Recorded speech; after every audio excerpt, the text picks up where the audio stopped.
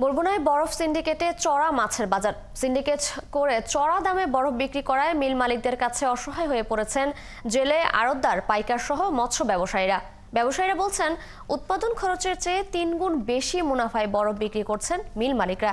এতে মাছ কম থাকার পরেও বাড়তি দামে বরফ কিনে লোকসানে জেলেরা। ইমরান টিটুর প্রতিবেদন। শাইনি চুলে এখন হবে সব হেয়ারস্টাইল। সিল্কোর দ্বিগুণ শাইনি চুল প্রতিদিন। দেশের দ্বিতীয় বৃহত্তম মৎস্য অবতরণ কেন্দ্র বরগুনার পাথরঘাটা। এ ঘাটকে কেন্দ্র করে ব্যবসার জন্য এখানে আসেন দেশের অন্তত 13টি জেলার মৎস্যজীবীরা।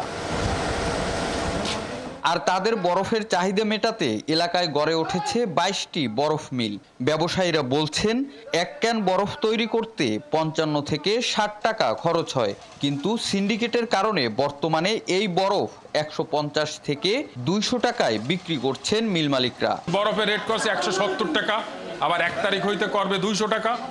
এটা একটা সিন্ডিকেটের আওতায় এসে গেছে। মালিকরা এইভাবে তারা যেভাবে বলে সেইভাবে চলে। মাছ কম, কিন্তু এত বরফের দাম থাকার কথা না, সর্বোচ্চ 100 টাকা থাকার কথা, সেখানে আপনার 170 টাকা, তারপর আবার এখন 1 তারিখের পর থেকে 200 টাকা হইবে, কিন্তু মাছ হিসেবে বরফের দাম অনেক বেশি।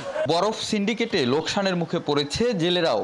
জেলেদের অভিযোগ, কোনো নজরদারি না থাকায় মিল মালিকরা নিজেদের মতো করে চড়া দামে বরফ বিক্রি করছেন। 200-250 টাকা।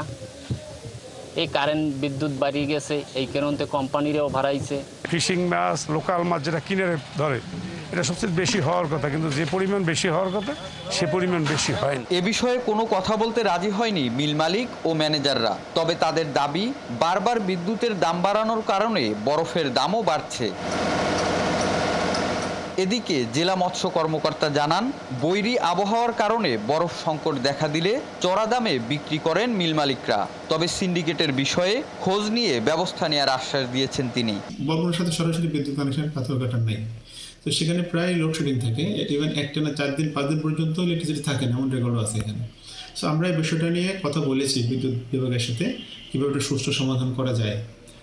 আর আসলে যেটা বললেন সিন্ডিকেট, এই বিষয়টা আমার জানা নেই, তবে আমি অবশ্যই খোঁজ নিব এবং আলাপ করে যাতে একটা সুষ্ঠু সমাধান করার ব্যবস্থা গ্রহণ করব। পাথরঘাটার এসব মিল থেকে প্রতিদিন প্রায় 6 থেকে 700 সমুদ্রগামী ট্রলার বরফ কিনে সাগরে মাছ শিকারে যায়।